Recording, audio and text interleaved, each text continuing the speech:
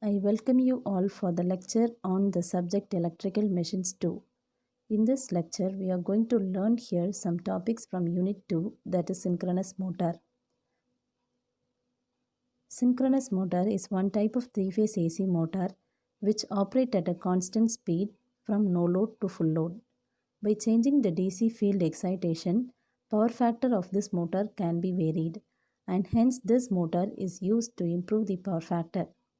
These motors are used in many applications because of its fixed speed, its high efficiency and low initial cost. This motor is said to be a synchronous motor since it runs at synchronous speed, that is at a constant speed. And the parts of this motor is shown in this figure, which have stator as an outer part and rotor as an inner part. Rotor is coupled to a shaft, and on rotor slip ring and brushes are there, and all these parts are housed inside a frame. Next topic is its construction. As I said in previous slide, stator forms outer part and carries armature winding where three-phase AC supply was given, and rotor forms inner part and have poles upon which field windings are wound, and this field winding was excited by a DC supply through slip ring and brushes. Principle of operation of synchronous motor. When armature winding and field winding was excited, N1 S1 formed on stator, N2 S2 formed on rotor. When N1 and N2 or S1 and S2 are together like poles repel each other, rotor tries to rotate in anti-clockwise direction. Half a cycle later, stator and rotor poles have moved. Now N1 and S2 and N2 and S1 get attracted since unlike poles attract each other, and rotor tries to rotate in clockwise direction. This shows that rotor experiences torque in different direction in every half a cycle. Hence rotor is at standstill due to its large inertia. Hence it is not self-starting. To make motor as self-starting, we have to follow here some starting methods. Next topic is equivalent circuit and phasor diagram of synchronous motor. Figure shows the equivalent circuit of motor representing armature winding and field winding, and both are excited. Figure below shows the phasor diagram. Here V, the supply voltage, is taken as reference. Current IA lag V by phi, back EMF EB lag V by del, and from there IARA drop drawn in parallel with V, and IAXS drop drawn in perpendicular with IARA, and the resultant of this two drop gives IAZS. Next, we are going to derive the torque equation of synchronous motor. In this derivation, IARA drop was neglected from the phasor diagram, and therefore phasor diagram reduces as shown above.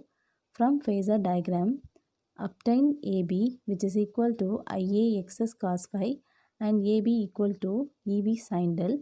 Equating these two equations, we will get IA cos phi as equal to EB sin del by XS.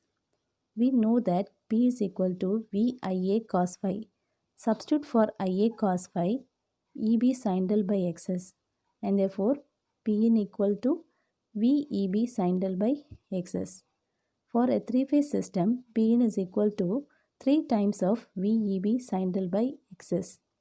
Here copper losses are neglected, hence electrical power is equal to the gross mechanical power developed by the motor and is given by Pm equal to Pn equal to 3 VEB by XS sin del. Gross torque developed by the motor is T equal to Pm by omega m.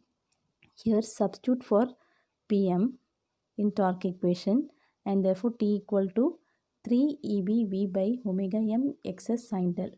Substituting for omega m equal to 2 pi n by 60, torque equation becomes 9.55 Pm divided by n Newton meter.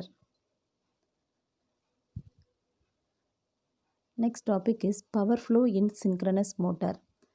Electrical power given to the armature winding is P in equal to root 3 VL IL cos phi, and this power undergoes stator copper loss 3 Ia square Ra and the remaining power is converted into mechanical power, and this power undergoes iron loss, friction and windage loss, and the remaining power P out is given for the load. Hence, it is concluded that the mechanical power developed at the output of the motor is always less than the electrical power input since it undergoes various losses. Next topic is about torque in synchronous motor. Various torques in synchronous motor are starting torque, running torque, pull-in torque and pull-out torque. First one is starting torque. It is the torque developed to start the motor. Second one is running torque. It is the torque developed by motor under running condition. Third one is pull-in torque. It is the torque required to pull the machine into synchronism. And fourth one is pull-out torque. It is the maximum torque that the synchronous motor will develop without pulling out of synchronism.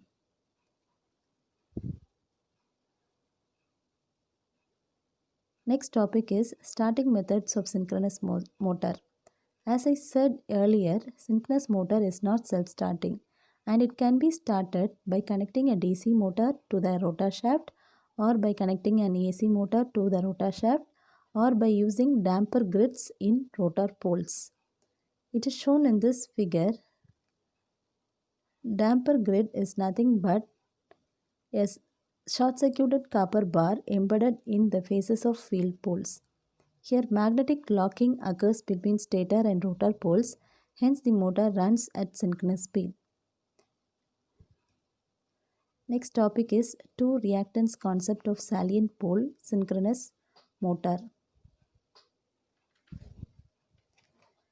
Due to non-uniformity of air gap flux in case of salient poles, we are going to resolve this fluxes as two components. One component along rotor axis, that is direct axis, and other component across the center of interpolar space, that and said to be quadrature axis.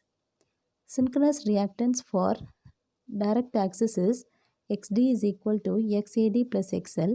Synchronous reactance for quadrature axis is XQ equal to XAQ plus XL. Voltage equation for each phase of an armature based on two reaction concept is B equal to E0 minus IARA minus IDXT minus IQXQ.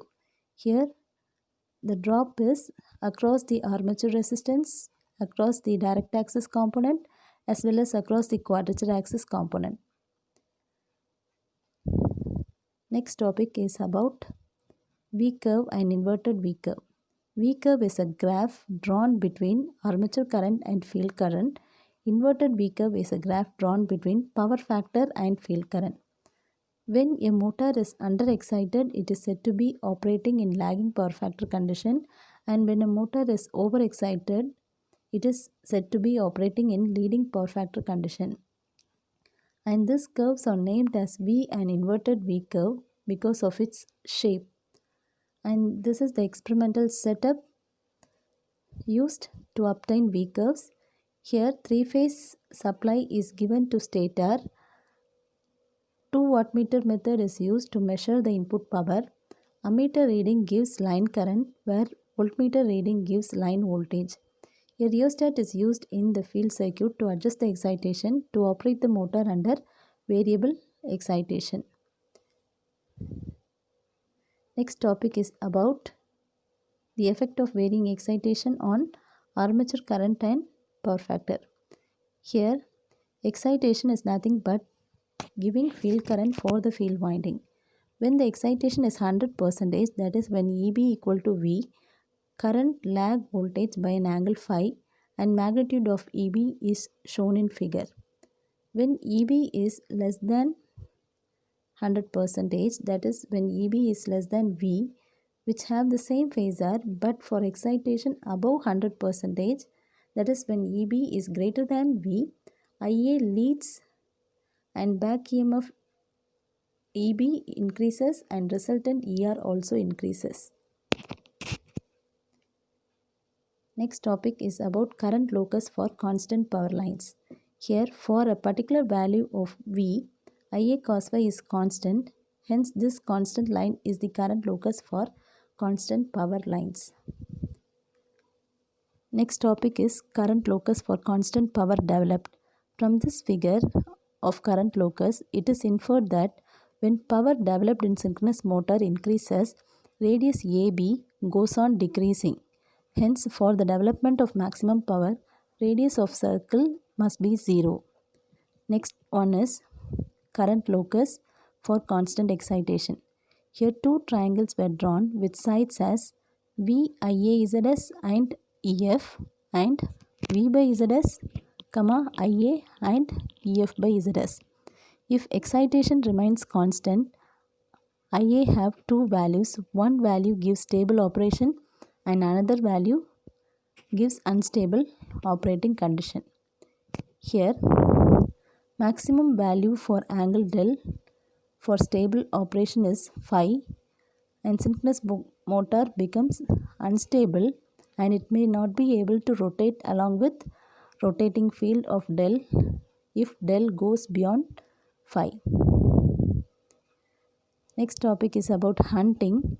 When a synchronous motor is loaded, its rotor falls back in phase by an angle del called hunting, and it can be suppressed by connecting dampers on the field poles of the rotor.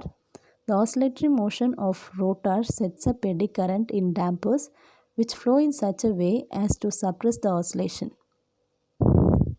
In this waveform, without dampers, load angle oscillates. After providing dampers, load angle settles to the new equilibrium position. Applications of synchronous motor. It is used in fans, blowers, DC generators, centrifugal pumps, compressors, reciprocating pumps, rubber, paper mills, etc. Next topic is synchronous condenser. Synchronous condenser is nothing but it is a synchronous motor running at no load. It takes leading current when it is overexcited and behaves as a capacitor. When it takes a lagging current, it is underexcited and behaves as an inductor. By connecting synchronous condenser, power factor of the system is improved. Advantages of synchronous condenser. It can control power factor smoothly, but static capacitor improve power factor stepwise. Thank you all. Thank you for watching.